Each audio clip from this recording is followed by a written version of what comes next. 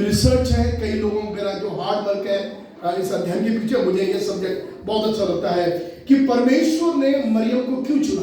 मैं चाहता हूँ सब बहुत ध्यान से सुनेंगे। अब बहुत लंबा चौड़ा मैसेज नहीं है, लेकिन ये बहुत क्वालिटी है, बड़ी खास बातें हैं इसमें, और एक रिसर्च है जो उसके पीछे की गई है।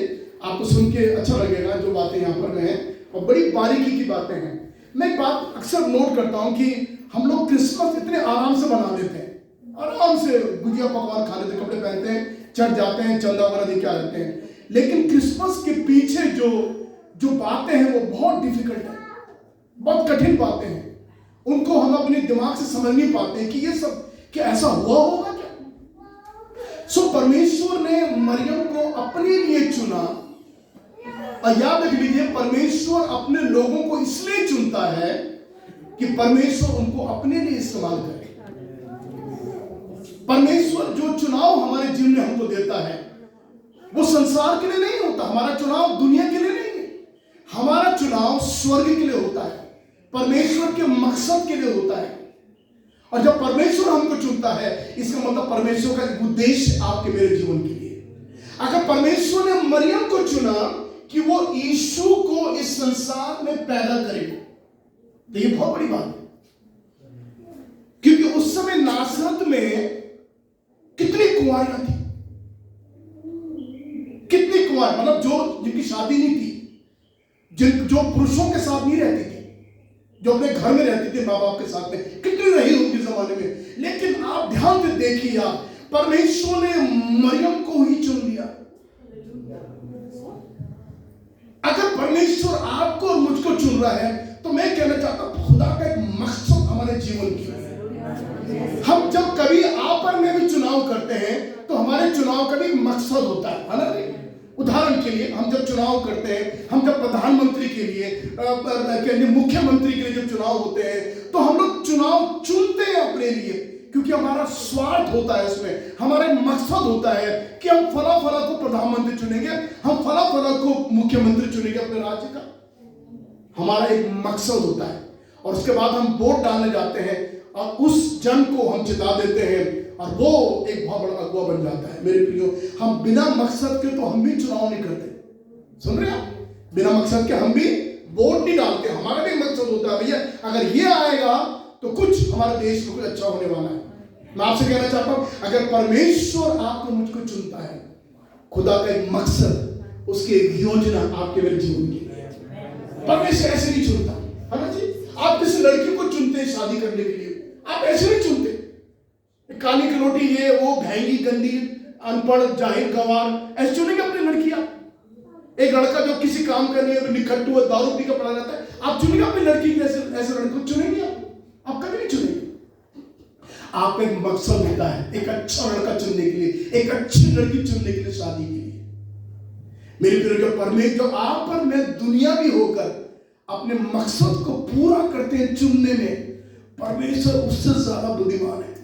वो अपने भी जब चुनता है किसी को, तो मेरे प्रियो परमेश्वर अपने योजनाओं को आप पूरा करता है। परमेश्वर हम जब परमेश्वर ने मरियम को चुना, और सुनिए कितने बड़े काम के लिए चुना, ताकि इस संसार में उद्धार आ जाए। ओरे बाप रे बाप, धर्म नहीं आए, धर्म की बात, परमेश्वर धर्म से इंटरेस्टेड नहीं होता, वो तो आप में बहुत ज्यादा इंटरेस्ट लेते हैं। परमेश्वर की केवल एक योजना है कि सारी मानव जाति उद्धार पाए, बस। अगर वो उद्धार पाएगी तो वो स्वर्ग जाएगी। हमारा धर्म हमको स्वर्ग ले जाएगा, लेकिन आपका पाया हुआ उद्धार, आपका मोक्ष आपको स्वर्ग क्यों ले जाएगा? जब परमेश्वर ने मरियम को चुना, तो कितनी बड़ी योजना परमेश्वर की थी कि वो अपने इकलौते पुत्र को इस संसार में हमारे उद्धार के लेके आ रहा है। और परमेश्वर एक कुंवारी को चुन रहा है, मरियम को चुन रहा है, जिसकी कोई औकात नहीं थी। अगर आप स्टडी करेंगे, मैं जानता हूं जिस साल हम लोग नासरत में थे और उन जगहों में हम लोग गए जहां मरियम रहती थी, जहां यूसुफ बढ़ाई रहता था, वो देख के बड़ा लगा क्या समय था और क्या समय रहा होगा। एक ऐसी जगह से परमेश्वर ने चुन लिया। देखिए परमेश्वर की योजना, मैंने कहा परमेश्वर भी स्वार्थी है। देखो प्रभु ने कैसा चीजों को चुना और ऐसी जगह से चुना जहां परमेश्वर ने अपनी महिमा को लिया। मैं बताऊं आपको, आप लोग क्रिसमस इतना आराम से मना लेते हैं, लेकिन क्रिसमस के पीछे जो कहानी है वो सचमुच दिल को हिला देती है। सबसे पहले परमेश्वर ने मरियम को क्यों चुना? मैं चाहता हूं सबसे पहले अगर हम नोट करें, इसलिए चुना क्योंकि परमेश्वर का अनुग्रह मरियम पर था। सबसे पहली बात है, अगर आप नोट कर रहे हैं तो कर सकते हैं। और हिंदी की बाइबल में अनुग्रह शब्द आया है जो ठीक नहीं है, जो सही नहीं है। सब ध्यान से सुनेंगे प्लीज, आप लोग रीजन करें, जब घर जाते हैं तो सोचिए बात के बारे में। 3 बार बाइबल में लिखा हुआ है परमेश्वर का अनुग्रह मरियम पर हुआ है, परमेश्वर का अनुग्रह मरियम पर हुआ है, परमेश्वर का अनुग्रह मरियम पर हुआ है ताकि वो प्रभु यीशु को पैदा करे। हिंदी में अनुग्रह शब्द आया है जो ठीक नहीं है मेरे हिसाब से। अगर आप अंग्रेजी बाइबल पढ़े तो वहां पर बहुत बड़ी बात लिखी है, देखिए सामने क्या लिखा हुआ है, हाईली फेवर्ड। परमेश्वर, अगर आप अंग्रेजी की भाषा और भाषाओं का अनुवाद देखेंगे तो आप पाएंगे परमेश्वर ने मरियम से कहा कि परमेश्वर का फेवर तुझ पर हुआ है। अनुग्रह नहीं हुआ, अनुग्रह तो ग्रेस हो गया, वो अलग बात हो गई। ग्रेस वो उसका बहुत अच्छा मीनिंग होता है, अनुग्रह का मतलब अलग होता है। प्लीज अपने बात को आप थोड़ा करेक्ट कर लीजिए। परमेश्वर का फेवर मरियम पर हुआ है। अच्छा, अब थोड़ा फेवर वर्ड को सीख जाइए पहले, जिसको नहीं मालूम है सीखिए। फेवर वर्ड का मतलब होता है पक्ष होना किसी का, मतलब अगर आप अगर आप मेरे लिए मेरे पक्ष में है तो आप मुझे फेवर दे रहे हैं, है ना जी। तरफदारी, इनायत, ये उर्दू के शब्द हो गए, तरफदारी, इनायत। लेकिन पक्ष बहुत अच्छा वर्ड है फेवर की, कि मुझे फेवर मिला है। इसका मतलब क्या होता है, आप सबों को नहीं मिला, वो मुझे मिला है, इसका मतलब फेवर है। उदाहरण के लिए हम सबों ने मिलकर सरकारी नौकरी के लिए इंटरव्यू देने गए, हम सब गए थे एक बार दिल्ली गए। सोचिए, हम सब दिल्ली गए और वहां जाकर हम सब ने वहां पर सरकारी नौकरी के लिए हमने इंटरव्यू दिया, लेकिन आप में से किसी ने नहीं आया, मेरा आया बस।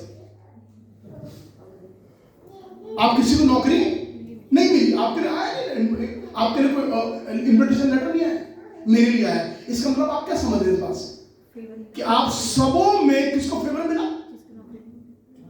आपको।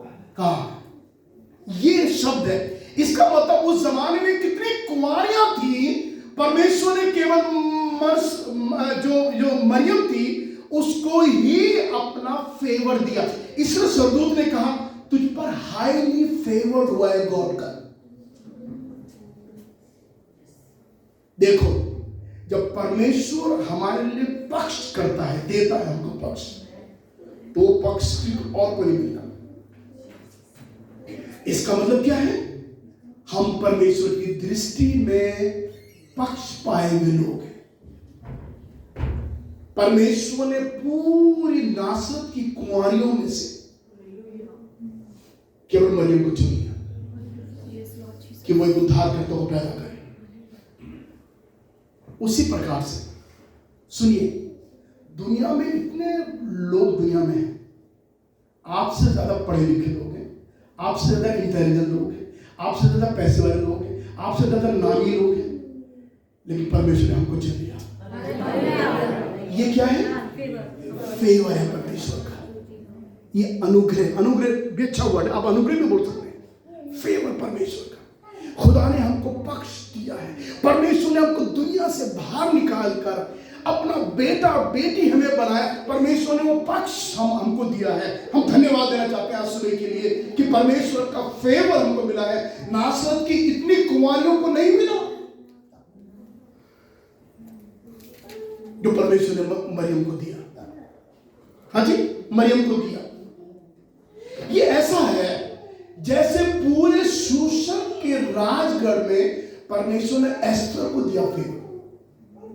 और सुनिए, हिंदी की बाइबल में जहां अनुग्रह लिखा हुआ है, अंग्रेजी की बाइबल में बार बार फेवर वर्ड आ रखा है, ध्यान से पढ़ना है। लिखा हुआ है नूह के जमाने में, एंड नोआ had the favour of God. Hindi में लिखा हुआ परमेश्वर का अनुग्रह की दृष्टि में नूह पर थी, ऐसा लिखा हुआ है। अंग्रेजी में लिखा हुआ फेवर था उसे। अच्छा, शूशनगढ़ जो है बाइबल में, उसमें एक महल था, बहुत ध्यान से सुनने में आपको बड़ी अच्छी बात बताने जा रहा हूं। उस महल में पटरानी नहीं थी, पटरानी का पद गिर चुका था, कोई पटरानी नहीं थी, मतलब जो राजा की जो रानी होती वो थी। तो एक सीट खाली पड़ी हुई थी। तो क्या था कि उस शहर में ढिंढोरा, राजा ने ढिंढोरा पीट दिया। अब बाइबल में ध्यान से पढ़ना, ऐसे की पुस्तक घर जाके पढ़ ली। राजा ने ढिंढोरा पीटा और ये कहा एक पटरानी की जरूरत है। आप बाइबल में ध्यान से पढ़ें, सारे शूशनगढ़ में ये सूचना दी गई कि सारी कुंवारियां जितनी हैं वो राजा के महल में आकर पटरानी का इंटरव्यू दे, सब बुलाया गया। और यहां तक कि नहीं, फारस के जितने चारों तरफ जितने राजपाट थे और दूर दूर देश से लोग आकर अपनी कुंवारी बेटियों को भेजने लगे ताकि वो राजा की रानी बनने के लिए चुनी जा सके। आप सुन रहे हैं मैं क्या बोल रहा हूं आपसे? शूशनगढ़ में जो वहां राजपाट था उसमें रानी नहीं थी। एक्चुअली रानी ने राजा के विरुद्ध कुछ किया और राजा ने उसको गिरा दिया, उसको मतलब उसको अपने पद से हटा दिया उसको। तो एक सीट खाली थी रानी की, कौन रानी बनेगा? तो सारी कुंवारियां इकट्ठी गई और उस समय में शूशनगढ़ में जितनी खूबसूरत लड़कियां थी जो कुंवारी थी उनको इकट्ठा किया गया और पूरा महल कुंवारी लड़कियों से भर गया। अब सुनिए, बड़ी खास बात है। एक दिन आया जब राजा सिंहासन में बैठा हुआ, सारी लड़कियों को बुलाया गया, सब बोलो, सब बोलो, सब आ गए। खूबसूरत से खूबसूरत, बड़ी से पढ़ी लिखी, बढ़िया, सब आके खड़ी हुई। और इन सारी लड़कियों में एस्तर भी एक लड़की थी। और ये लड़की क्या थी? सुनिए, बड़ी इंटरेस्टिंग बात है। ये लड़की कितने साल बाबुल की बनवाई में कैदी थी, एस्तर। ये एस्तर को भी लाया गया महल में क्योंकि कुंवारी थी, दिखने में बहुत प्यारी, दिखने में अच्छी लड़की थी, इसको भी लाया महल में। अब सुनिए, जब राजा ने सारी लड़कियों को देखा, कौन सी लड़की मेरी रानी बनने लायक है, कौन है, कौन है, कौन है? और तब बाइबल में एक पद लिखा हुआ है 2 अध्याय के 17 पद में, एस्तर की पुस्तक 2 अध्याय के 17 पद में लिखा हुआ है, सुनिए ध्यान से। तब राजा के अनुग्रह की दृष्टि एस्तर पर हुई। सब बोले हालेलुया। आप समझ के, मैं पक्ष, जब मैं फेवर बता रहा हूं, फेवर खुदा का क्या होता है। इतनी खूबसूरत लड़कियां जाने कहां कहां से महल में आ गई है, उनको रानी बनने का सौभाग्य मिल रहा है, लेकिन वो सारी लड़कियां रिजेक्ट कर दी गई। और एक बंधुआई सी आई हुई लड़की एस्तर को राजा ने जब देखा तो लिखा हुआ है राजा के अनुग्रह की दृष्टि, इंग्लिश में लिखा हुआ है हिज फेवर। राजा का जो फेवर किस पर हुआ? केवल एस्तर पर। ये है परमेश्वर का जो पक्ष, ये है गॉड्स फेवर। तो परमेश्वर ने सारी लड़कियों में से केवल एस्तर को पटरानी के होने के लिए चुन लिया। और सुनिए, जब रानी बन गई उसके बाद उस एस्तर रानी का जिक्र बाइबल में भी आ गया। ये क्या था? ये परमेश्वर का फेवर, ये परमेश्वर का अनुग्रह जो एस्तर को मिला। धन्यवाद देना चाहते हैं कि परमेश्वर ने, और दूसरी बात स्वर्गदूत ने मरियम से कहा परमेश्वर का फेवर तुझ पर हुआ है, लिखा हुआ है प्रभु तेरे साथ है। अब सुनिए, जितने लोग परमेश्वर के पक्ष में आते हैं, जितने लोग परमेश्वर के अनुग्रह को पाते हैं, ये वो लोग हैं जिनके साथ प्रभु हमेशा साथ है। अगर आप चाहते हैं प्रभु आपके साथ रहे, अगर आप चाहते हैं प्रभु आपके साथ रहे, परमेश्वर के फेवर के लिए प्रार्थना करें, हे प्रभु तेरा अनुग्रह और तेरी कृपा दृष्टि मुझ पर है। ठीक है ना जी?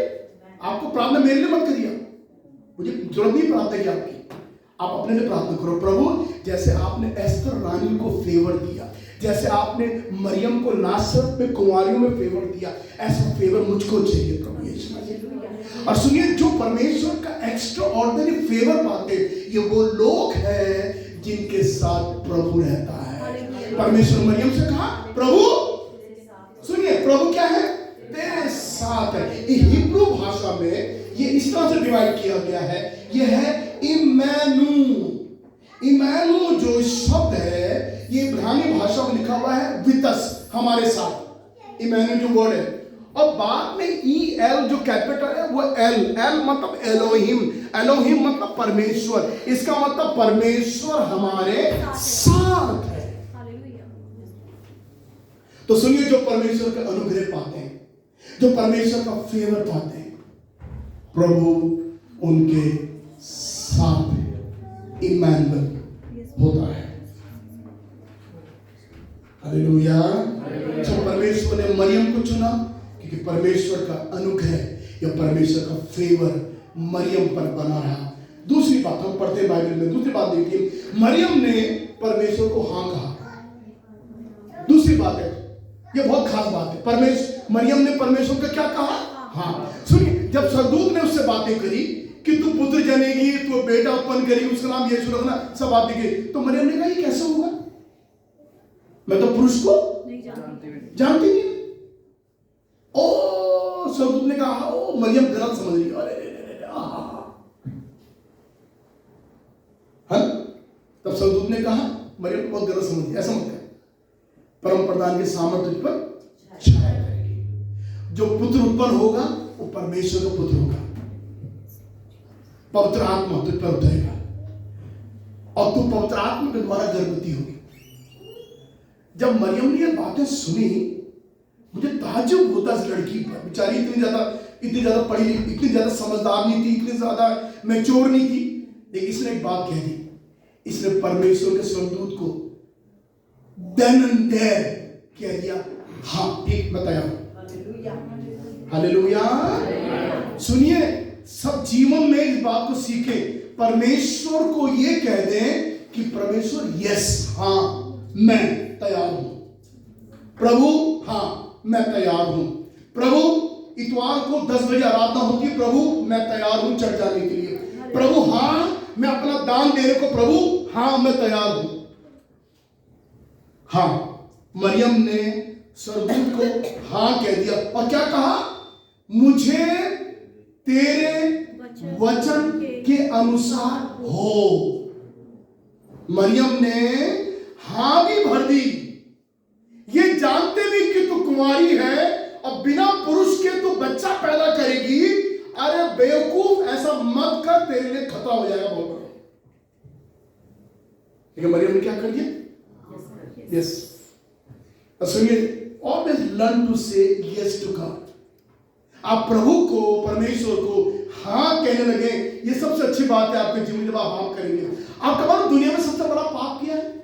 मैं बहुत साल पहले प्रचार कर रहा था, दुनिया में सबसे बड़ा पाप क्या है? सबसे बड़ा पाप, आप सोचते चोरी करना बड़ा पाप है? नहीं। लूटना पाप है? नहीं। नशा करना पाप है? व्यभिचार करना पाप है? ये सब पाप है, लेकिन सारे इनके पापों के ऊपर इनके जो बाप है वो क्या है?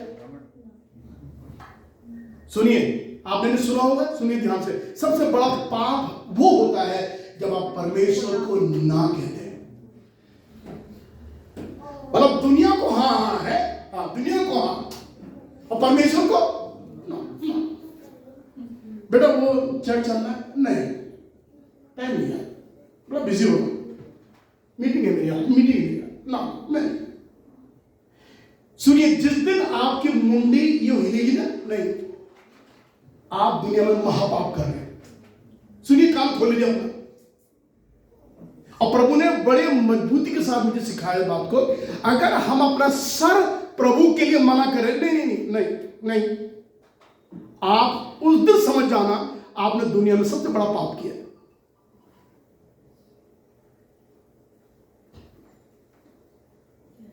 आराधना में जाने के लिए ना ना, टाइम नहीं ना, और शादी में जाने के लिए हाँ हाँ हाँ मैं जाऊंगा, बुखार भी हो तो मैं जाऊंगा, मेरा दुश्मन भी शादी में आ रहा, मैं जाऊंगा, मैं तो पूरी अरब खा जाऊंगा शादी में, मैं तो जाऊंगा। कितनी बेवकूफी कई बार हम करते हैं कि हम संसार को, जो संसार हमें बर्बाद कर रहा है, उस संसार को हाँ हाँ हाँ हाँ, और जो परमेश्वर हमें आबाद करता है उसको ना ना ना ना, प्रभु ना ना ना, नहीं हो पाए, नहीं हो पाए। सारा पैसा दवाइयों में, ऑपरेशन में, दुनिया के लिए अपना सारा पैसा हम खर्च कर देते हैं, सारी दुनिया की चीजों के लिए, उनके लिए। हाँ खुदा के देने के लिए नहीं, मेरे पास में है नहीं, मेरे पास में पैसा भी नहीं मिलता आजकल, ये तनख्वाह नहीं मिली, ये हो गया वो हो गया, आज बिल जमा करना है, इसका डिस्क का देना है, उसका देना है, नौकरों को देना है, घर का है, काम वाली को देना है। नहीं नहीं है नहीं, प्रभु मेरे पास नहीं। और अपने लिए कितना पैसा आपके पास में। मैं अक्सर कहता हूं, जब प्रभु यीशु ने अपने आप को आपके लिए खर्च कर दिया, आप भी खर्च करना सीखो। हाँ प्रभु मैं तैयार हूं। हाँ जी सुनिए, some people are able but they are not available.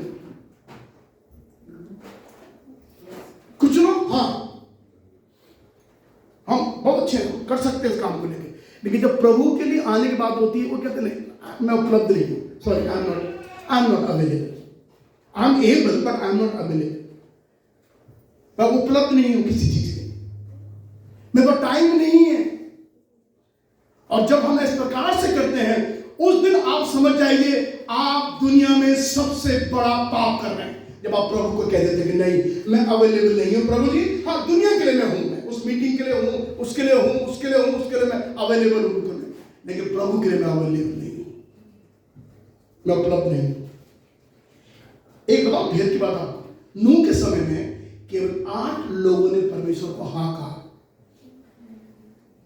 नूह के जमाने में कितने जानते नूह की कहानी? नूह के जमाने क्या हुआ उधर? बोलिए क्या हुआ? जल पर गया है और क्या हुआ? जहाज बनाया था, जल पर गया और क्या हो गया? भैया आए पॉइंट पे आओ ना, क्या क्या हुआ? सारी सृष्टि थी उस जमाने में, सारे लोग डूबकर उस बाढ़ में सब मर गए। कितने बचे? 8 लोग। आप जानते हैं 8 लोग कौन थे? ये 8 लोग वो थे जिन्होंने परमेश्वर को बोला हाँ नूह हम तैयार हैं। अब सुनिए कैसे कैसे हाँ बोला, वेरी इंटरेस्टिंग बात। जब नूह ने जहाज बना दिया तो नूह सबके पास जाता था, उनसे कहता था सुनो भैया जहाज बन गया, आ जाओ, बाढ़ आने वाली है और इतनी बाढ़ आएगी तुम सब डूब जाओगे, दुनिया डूब जाएगी, ऐसा मत करो, जहाज में आ जाओ। लोगों ने कहा पागल है। तो जब नूह से कहता था जहाज में आओ, तो मानो क्या कहते थे? ना हम तो नहीं आ रहे। क्या कर रहे थे बोलो? ना ना, सारे लोगों ने ना कर। जितने लोगों के पास नूह गया कहने के लिए भैया बाढ़ आने वाली है, इतनी बाढ़ आएगी दुनिया डूब जाएगी, प्लीज मेहरबानी करके जहाज में आ जाओ, मैंने जहाज बना लिया है, लोग कहते थे ना ना हम तो नहीं आए। केवल 8 लोगों ने हां कहा और वो सुरक्षित थे। सारी दुनिया मिट गई। ये वर्ल्ड हिस्ट्री है मेरे प्रियो, ये ईसाई धर्म की कहानी नहीं है। ये ईसाई धर्म की कहानी नहीं है, ये दुनिया का इतिहास है। परमेश्वर ने पूरे जल प्रलय से सृष्टि का सब नाश कर दिया। 8 लोग बचे, ये हिस्ट्री। 8 लोग बचे। ये कौन लोग थे? जिन्होंने परमेश्वर यहोवा को ये कहा प्रभु हम जहाज में बैठने को तैयार हैं। क्योंकि नूह सबसे कहता था, क्योंकि पतरस कहता है नूह उस जमाने में धार्मिकता का प्रचारक था, धर्म का प्रचार करता था। नूह ने कितनों का प्रचार करा, एक नहीं आया। नूह अपनी बुआ के पास गया होगा, बुआ चलना जहाज बना दिया, अरे चलना, क्या बोलते फूफा आजा तू भी आजा, ए फूफी, ए आंटी, ए अंकल, ए जीजा, ओ बहन आ जाओ जहाज बन गया। सब कहते थे ना ना जी हमें तो नहीं आना। भाई तू बेवकूफ है तो हम तो बेवकूफ नहीं है ना, हमारी तो बुद्धि है। कौन जल प्रलय आता, कहां से बाढ़ आती है।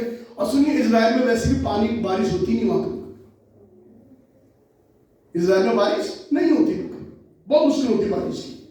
और ये कह रहा है ये बूढ़ा आदमी कि बाढ़ आएगी, बारिश होगी, सब दुनिया तबाह हो जाएगी।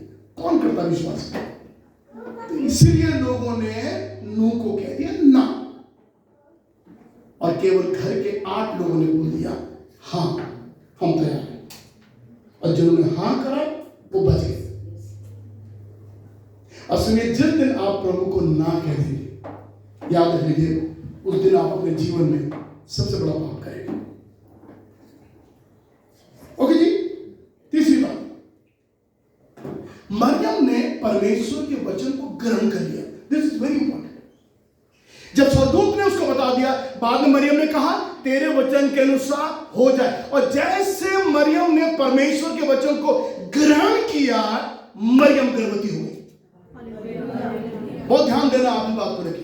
मैं बड़ा वीक पॉइंट आपके सामने रख रहा हूं, ये बड़ा छोटा सा पॉइंट है, क्योंकि बाइबल में परमेश्वर का वचन एक बीज की तरह है।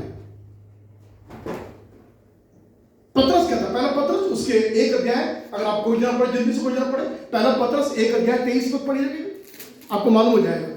परमेश्वर का वचन बीज है, बीज जो हमारे अंदर जाता है, और उसके बाद हम जब अंदर जाता है तब हमारा जन्म होता है। हाँ जी पढ़िए। क्योंकि तुमने नाशवान नहीं, तुम नाशवान नहीं, पर अविनाशी बीज से, तुमने अविनाशी बीज से परमेश्वर के जीवित और सदा ठहरने वाले वचन और सदा ठहरने वाले वचन से नया जन्म पाया है। क्या पाया तुमने? नया जन्म। सुनिए, हमारा जब नया जन्म होता है तो हमारा नया जन्म मालूम क्यों होता है? क्योंकि हम परमेश्वर के वचन को अपने अंदर ले लेते हैं, ग्रहण कर लेते हैं। अब क्षमा करें मुझे बोलते हुए, जैसे हम जब बच्चे हमारे पैदा होते हैं, या हम जो पैदा हुए हैं, हमारे माता पिता के द्वारा हम पैदा हुए हैं, उनका बीज हमारे अंदर काम करता है। तो जब बीज गया, हम पैदा हो गए। परमेश्वर का वचन भी बीज के मानंद है। जब वो हमारे अंदर जाता है तो हम नया जन्म पाते हैं। इस बात को नोट कर लीजिए मेहरबानी करके। तो जब मरियम ने परमेश्वर के वचन को ग्रहण किया, सुनिए, जब ग्रहण किया, मरियम गर्भवती हुई। हालेलुया। कितनी अजीब बात है। सो शी कंसीव, इसका मतलब what she has done, Mariam ने इसीलिए she conceive, when she received she conceived. अरे क्या पढ़, दोनों शब्द है। जब मरियम ने ग्रहण किया तो मरियम गर्भवती हो गई। भाई अपने कान खोल लो, मरियम किसी पुरुष के पास नहीं गई बच्चा पैदा करने के लिए। पुरुष से उसका कोई संबंध नहीं था। मरियम ने कहा ये मेरे लिए हो जाए, और जैसे मरियम ने परमेश्वर के वचन को ग्रहण किया, मरियम गर्भवती हुई। So when you receive you conceive. समझ रहे हैं आप? वचन ग्रहण करेंगे, हम भी गर्भ धारण करते हैं। मरियम ने प्रभु यीशु को अपने पेट में वचन के रूप में 9 महीने रखा। सुनिए, जो मरियम के पेट में जो बच्चा आया, ये बड़ी बड़ी बड़ी बारीकी की बातें हैं।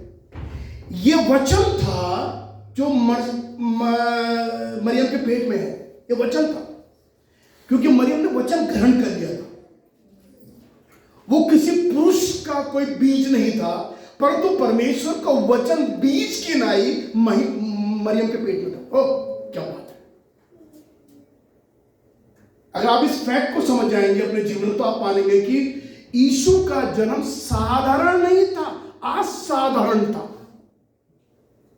तो लिखा हुआ है वचन 9 महीने मरियम के पेट में था। अब मैं वचन क्यों बोल रहा हूं? बोलिए, मैं यीशु को वचन क्यों बोल रहा हूं? सुनिए, लूक यूहन्ना सुसमाचार पहला अध्याय में लिखा हुआ है, आदि में वचन था, वचन परमेश्वर के साथ था, ये वचन परमेश्वर था। और लिखा हुआ है 14 पद में, और ये वचन देहधारी हुआ। हालेलुया। तो वचन ने देह ले लिया, बॉडी ले ली, शरीर ले लिया, और ये कौन था? ये हमारा प्रभु यीशु मसीह था। तो यीशु पुरुष से कुछ लेना देना नहीं, ये पवित्र आत्मा का प्रभाव है, और ये परमेश्वर के वचन का प्रभाव है, जिससे यीशु मरियम के पेट में आया। देखो और सुनिए, जब आप और मैं भी वचन ग्रहण कर लेते हैं ना, वो आज वचन बहुत अच्छा था। आपका मालूम है, हम भी कंसीव हो जाते हैं। पवित्र आत्मा परमेश्वर के वचन को हमारे अंदर पैदा करने लगता है। हम भी प्रभु में आगे बढ़ने लगते हैं, प्रभु के कार्य को पूरा कर लगते हैं। क्यों? लिखा हुआ है। तो क्या मरियम ने यीशु को 9 महीने संभाला? है ना जी? मैं एक दिन बता रहा था आपको, मेरे पास जो प्रूफ है इसका, अब मैं कहना चाहता हूं जी, यीशु ने मरियम को 9 महीने संभाला, ना कि मरियम ने यीशु को 9 महीने संभाला, क्योंकि 9 महीने यीशु मरियम के पेट में था। सो मरियम यीशु को नहीं संभालती थी, परंतु यीशु मरियम को संभालता। वो ये क्यों? इसलिए संभालता है क्योंकि बाइबल लिखा हुआ परमेश्वर का वचन तुम्हें संभालता है। भजन संहिता 119 उसके 116 पद में लिखा हुआ है, हाँ, हे यहोवा अपने वचन के अनुसार मुझे संभाल। बहुत बहुत थैंक यू। लिखा हुआ है परमेश्वर यहोवा अपने वचन के अनुसार तो मुझे क्या कर संभाल। हालेलुया। इसका मतलब हम जब संभलते हैं, हम जब संभले जाते हैं, तो परमेश्वर का वचन हमें संभालता है। और वचन कौन था मरियम के पेट में? यीशु वचन था। तो यीशु मरियम को संभालता था, ना कि मरियम ने 9 महीने यीशु को संभाला। हेलो भैया। रोमियो के 11 अध्याय के 18 पद में पद लिखा हुआ, बड़ा विचित्र पद है, तू जड़ को नहीं संभालता, जड़ तुझे संभालती है। समझ रहे हैं? इसका मतलब आज हमारे लिए क्या है? हमें कौन संभालता है?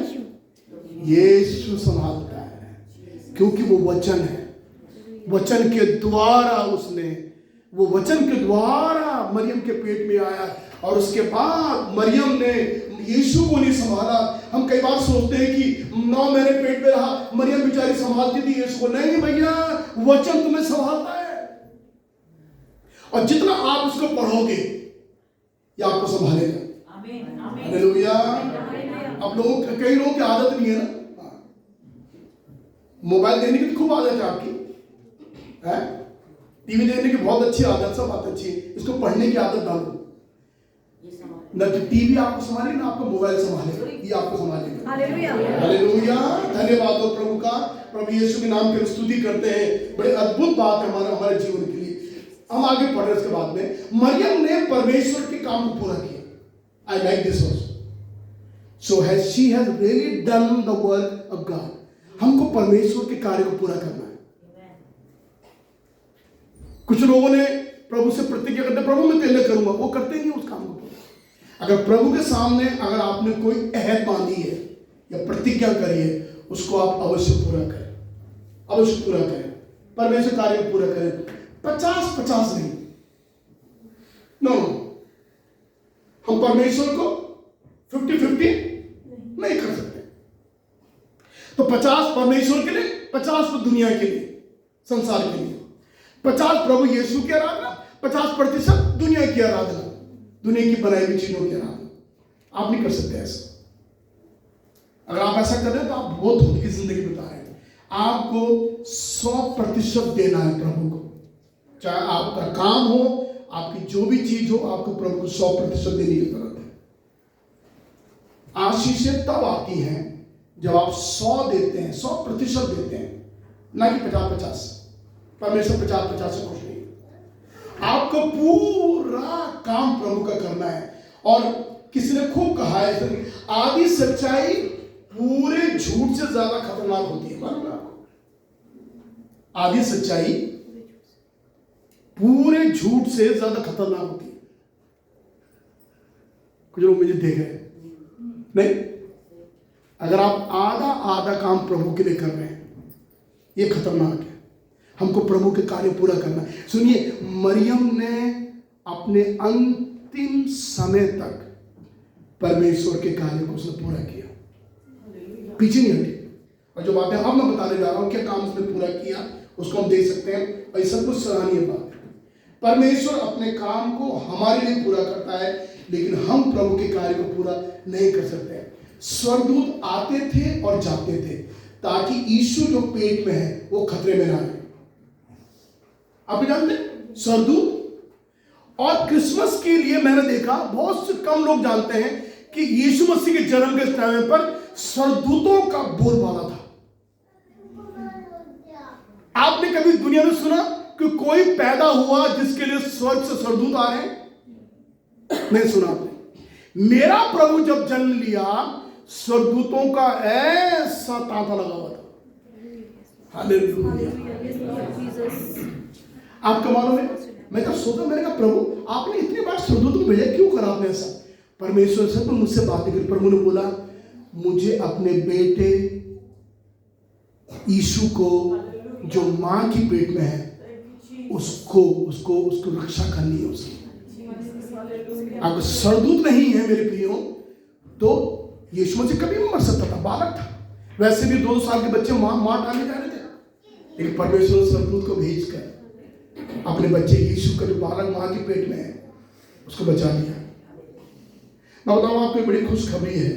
इब्रानियों के पत्र में लिखा हुआ है परमेश्वर ने हम सबों के लिए एक स्वर्गदूत रखे हुए हैं, एक स्वर्गदूत रखे हुए हम सबों के लिए। और ये मालूम किसके लिए होते हैं?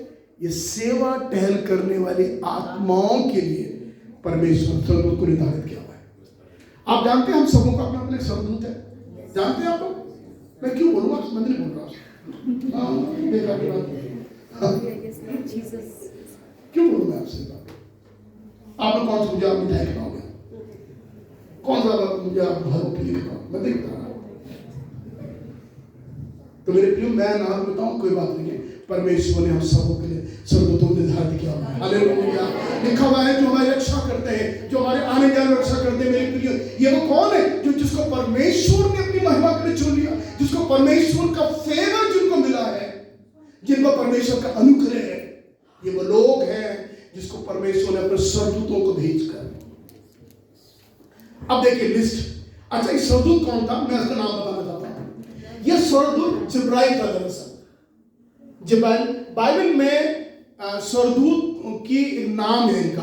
तो जिब्राइल जो स्वर्गदूत था, बेसिकली जिब्राइल जो है वो संदेश देने वालों में से है।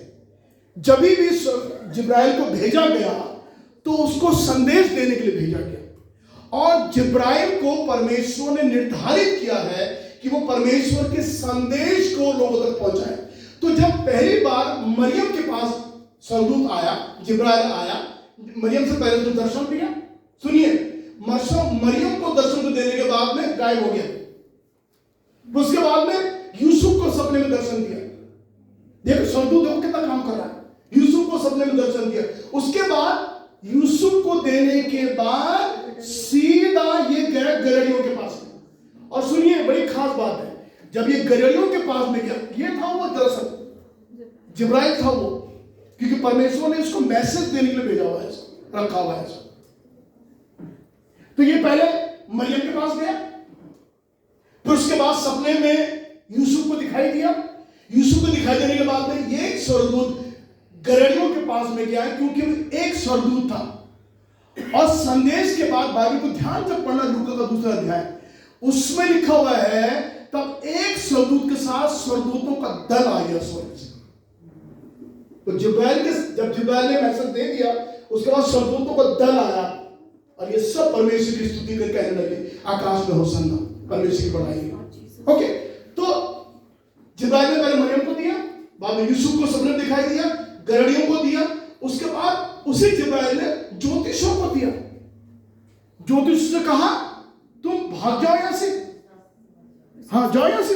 तो 12 पद में लिखा हुआ है मत्ती के 2 अध्याय में, ज्योतिषों को सपने में दर्शन मिला, ज्योतिष दूसरे देश से वहां से भाग गए।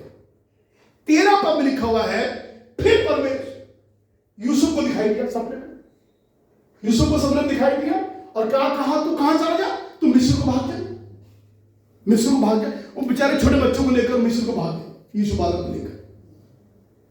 जब मिस्र में थे, यीशु बड़ा होने लगा, फिर स्वर्गदूत ने दूसरी बार दर्शन दिया यूसुफ को और क्या कहा, अब तू क्या कर, बालक को लेकर इस्राएल में चला जा, क्योंकि जो उसके प्राण के लिए प्यासे हैं वो मर गए।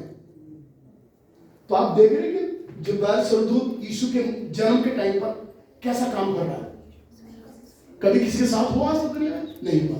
मेरे यीशु का जन्म अनोखा है।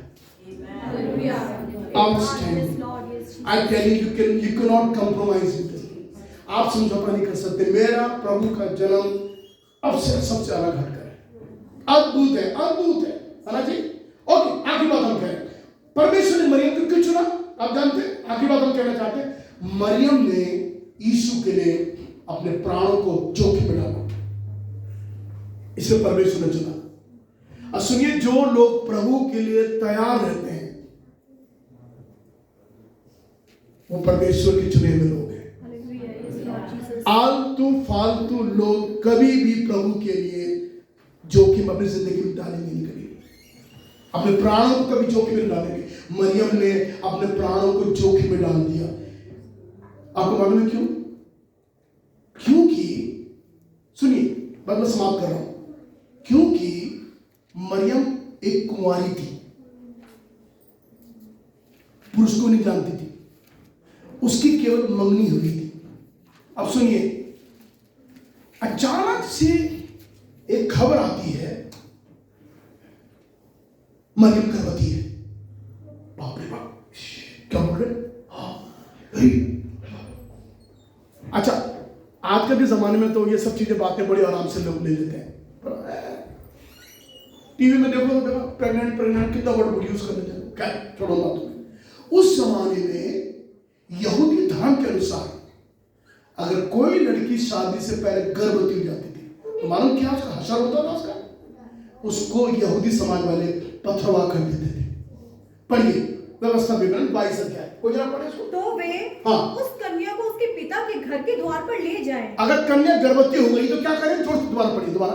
तो वे क्या करें? तो वे उस कन्या को उसके पिता के घर के द्वार पर, पिता के घर के द्वार के पास लड़की ले जाएंगे जो गर्भवती हो चुकी है। और उस नगर के पुरुष, और उस नगर के जो पुरुष हैं उस पर पथरवाह करके, लोग क्या करें? उस पर पथरवाह करके। बाप रे बाप, मत बोलिए, डर लग रहा पढ़ के, सुन के डर लग रहा। शादी से पहले गर्भवती होने में बाइबल की व्यवस्था में, मूसा के कानून में लिखा हुआ है ऐसी स्त्रियों को पथरवाह किया जाए। और सुनिए, मरियम ने कितना बड़ा जोखिम उठा लिया। मौत मरियम के सर पे थी। और सबसे पहले यूसुफ को मालूम चला कि वो गर्भवती है। बाप रे बाप, अरे मरियम तुझे शर्म नहीं आती? तुझे क्या है? अभी हमारी शादी भी नहीं हुई, हम 7 महीने रह रहे हैं, बिल्कुल तू गर्भवती कैसे हो गई मरियम? मुझे बता, नहीं तो देख ले, मैं सारे समाज में बता दूंगा और तुझे पथरवाह कर देंगे। और इसीलिए स्वर्गदूत मरियम के यूसुफ के सपने में आया और कहा कि अपनी पत्नी को अपने घर ले आओ, क्योंकि जो उसके गर्भ में है वो पवित्र आत्मा की ओर से है। आप देख रहे हैं तस्वीर कितनी क्लियर बना दी आपने। ये नहीं कहा यानी किसका बच्चा है कोई, ये कह दिया, स्वर्गदूत ने कह दिया यूसुफ से, उसको लिया अपने घर में, कि जिसके पेट में किसकी ओर से? पवित्र आत्मा की ओर से। Hallelujah, hallelujah. इसीलिए यूसुफ मरियम को अपने घर ले आया। सुनिए, मैं बहुत खास बात बोलने जा रहा हूं। यूसुफ मरियम को, गर्भवती इस लड़की को अपने घर में ले आया, और जब तक उसने बच्चा पैदा नहीं किया यूसुफ मरियम के पास में नहीं गया।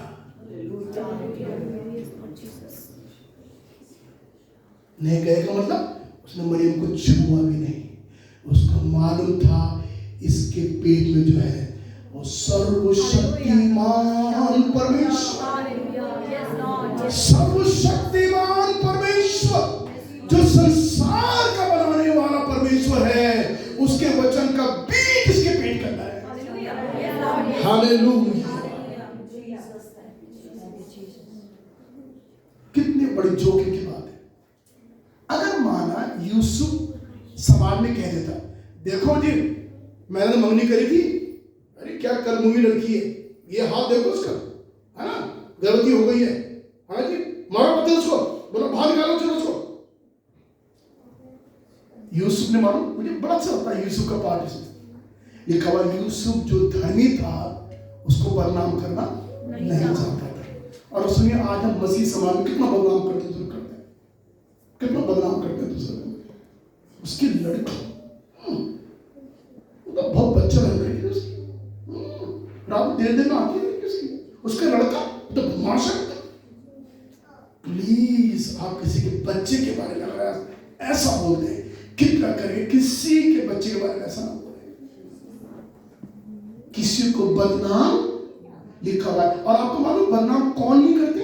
जो धर्मी होते हैं। यूसुफ जो धर्मी था, मरियम को बदनाम करना नहीं चाहता था। सीखे हम सीखे आज सुबह कुछ, हम बदनाम ना करें किसी को बदनाम ना करें। अगर आप किसी को बदनाम कर रहे हैं, सुनिए, आप मसीह नहीं हो, आप कुछ और हो, क्योंकि मेरी बाइबल ने सिखाती। अगर यूसुफ मरियम को बदनाम करता, मरियम को पथरवा कर देते, मरियम मरती, साथ में यूसुफ बच्चा भी पेट में मर जाता। लेकिन यूसुफ ने मरियम को बदनाम नहीं किया। साधारण सी बात मैं कह रहा हूं आपसे, किसी को भी मैं अक्सर क्या, आप जानते हैं बदनाम जो शब्द क्या होता है? आप जानते हैं बदनाम मतलब एक नाम का बद कर देना, किसी के नाम को बद कर देना, किसी की लड़की के नाम को बद कर देना। मरियम, यूसुफ ने ऐसा लिखा है, बाइबल लिखा हुआ, जोखिम की हालत थी, लेकिन वहां से परमेश्वर ने उसको बचा लिया। हम कहना चाहते मेरे प्रियो, आज सुबह के लिए मरियम ने अपने जान की परवाह ना करके यीशु को पैदा कर दिया। हालेलुया। अपनी जान की परवाह ना करके यीशु को पैदा कर दिया। क्या हमने कभी यीशु के लिए अपने प्राणों को जोखिम में डाला? कभी किया हमने ऐसा? हमने यीशु मसीह के लिए अपने प्राणों को जोखिम में डालने की कोशिश करी? नहीं करी। यीशु मसीह ने कहा, अगर कोई मेरे लिए ऐसा करेगा तो मैं उसको फिर पाएगा। देखो, मरियम ने यीशु मसीह के लिए अपने प्राणों को जोखिम में डाला। मरियम यीशु की मां बन गई। बाप रे बाप, उस महान परमेश्वर की मां बन गई, शांति के राजकुमार की मां बन गई, उद्धारकर्ता की मां बन गई, जीवन देने वाले यीशु की मां बन गई, स्वर्ग से आने वाले यीशु की मां बन गई, स्वर्ग में शासन करने वाले प्रभु यीशु मसीह की मां बन गई। जब अपने प्राणों के लिए, प्रभु के लिए डालने की कोशिश करें, तब मरियम ने क्या कहा? आखिरी बात, मरियम ने कहा, मेरा प्राण प्रभु की क्या करता है? बड़ाई करता है। हालेलुया, धन्यवाद हो प्रभु का। हम सबों को आज करना है, हमको अपने प्राण को बोलना है, मेरा प्राण तो परमेश्वर की बढ़ाई कर। और यहाँ पर वो कह रही, बढ़ाई हिंदी में लिखा हुआ, अंग्रेजी में लिखा हुआ, let my soul glorify God, let my soul glorify God. मेरा प्राण प्रभु की बढ़ाई करता है। ना जी, हमको करने की जरूरत है, हमको बहुत प्रकार से करना। प्रभु, मैं तुझे महिमा देता हूं, मेरा जो प्राण है प्रभु जी, मेरा प्राण कभी भी निकल जाएगा आराम से, मैं कभी भी मिट्टी में मिल जाऊंगा, लेकिन प्रभु मैं चाहता हूं मेरे प्राण से जो मेरे अंदर है उसे मैं तेरी बढ़ाई करना चाहता हूं। हालेलुया। मरियम ने अपने बुरे वक्त में परमेश्वर की बढ़ाई करी। जब उसका मालूम था मेरा इतना बुरा हाल होने वाला है, उसको मालूम था मेरा पति मुझे छोड़ सकता है, मेरा मंगेतर मुझको छोड़ सकता है, उसे मालूम था लोग मुझे पथरवाह कर सकते थे, लेकिन इतना होने के बावजूद भी मरियम ने क्या कहा? मेरा प्राण मेरे प्रभु की बढ़ाई करता है। है ना जी? आप बताइए, आपने कभी प्रभु की बढ़ाई करी है आपके बुरे वक्त में? हम कई बार देखते हैं लोगों को किस प्रकार से लोग महिमा को ले रहे हैं परमेश्वर की, जो महिमा परमेश्वर को देनी चाहिए अपना ले रहे हैं। मैं एक प्रचारक को सुन रहा था, वो ये कह रहा था, मैं चंगा करता हूं लोगों को, मैं प्रार्थना करता हूं, मैं चंगा करता हूं लोगों को। मैं कहता, अरे बेवकूफ, तू चंगा कहां से करेगा? तू तो मूर्ख है, तो क्या चंगा करेगा लोगों को? तेरे अंदर भी ताकत नहीं, तू किसी को चंगा कर सके, क्योंकि चंगा करने वाला केवल यीशु मसीह है। लोग महिमा ले रहे हैं, लोग पढ़ाई कर रहे हैं, तारीफ कर रहे हैं, तारीफ बटोर रहे हैं, मैं बहुत अच्छा हूं, मैं ये हूं, मैं बहुत अच्छा प्रचारक हूं। गाने हम लोग गाते हैं अक्सर चर्च में, कहते हैं प्रभु की महिमा के लिए गीत गाएंगे, कोई प्रभु की महिमा नहीं होती इस गाने से। मरियम कह रही है, मेरे ऐसे बुरे वक्त में जब लोग मुझे पथरवाह करने को तैयार है, जब मेरा मंगेतर मुझको छोड़ने को तैयार है, जब दुनिया से मैं रुस्वा होने वाली हूं, मेरे प्राण मेरे प्रभु की बढ़ाई करता है। हालेलुया। मेरा प्राण मेरे परमेश्वर की बढ़ाई करता है। Hallelujah, hallelujah. बाइबल में मत्ती के सुसमाचार में लिखा हुआ है, तुम्हारा उजाला देखकर लोग तुम्हारे पिता की जो स्वर्ग में है बढ़ाई करेंगे, तारीफ करेंगे। मरियम कहती है, मैं परवाह नहीं करती। So Mariam glorify God in her bad times. आप समझ रहे? मरियम ने परमेश्वर की बढ़ाई कब करी? अपने बुरे वक्त में। अरे चर्च में ताली बजाकर, खंजरी बजाकर अर्थात प्रभु की तारीफ करना बहुत सरल होता है, लेकिन आपके बुरे वक्त में जब आपको मालूम है आपका बुरा वक्त चल रहा है, तब आप कहें मेरा प्राण मेरे प्रभु की बढ़ाई करता है। अपनी आंखें बंद करें। हालेलुया, धन्यवाद। मेरा प्राण मेरे परमेश्वर की बढ़ाई करता है। आज सुबह प्रभु हम प्रार्थना करते हैं कि हमारा प्राण भी प्यारे प्रभु यीशु मसीह वो प्रभु तेरी पढ़ाई करने पाए। हालेलुया, धन्यवाद हो प्यारे प्रभु, तेरा शुक्र है। क्या आप कह सकते हैं प्रभु मेरा प्राण तेरी पढ़ाई करता है? मैं आपसे कह रहा हूं, क्या प्रभु ने आपको चुन लिया? क्या परमेश्वर का पक्ष आपके ऊपर है? क्या आपने परमेश्वर के वचन को ग्रहण कर लिया है? क्या प्रभु के कार्य को आप पूरा कर रहे हैं? लिखा हुआ मेरा प्राण मेरे प्रभु की बढ़ाई करता है। हालेलुया। प्रभु जब तक मैं जीवित हूं मेरा प्राण तेरी बढ़ाई करता है और तेरी स्तुति करता है। हम धन्यवाद इस समय के लिए प्रभु जो तूने दिया, तेरे वचन की शिक्षाओं के लिए आपको धन्यवाद देते हैं। हम सब तेरे वचन को ग्रहण करना सीखें, तेरे वचन से कंसीव करना सीखें प्रभु जी, ताकि तेरा वचन हमारे अंदर कार्य कर सके। हम सारी महिमा प्रभु तुझे देते हैं, आदर सम्मान तुझको देते हैं प्रभु तेरे इस वचन के लिए। प्रभु यीशु के नाम से मांगते हैं, आमीन आमीन। हालेलुया।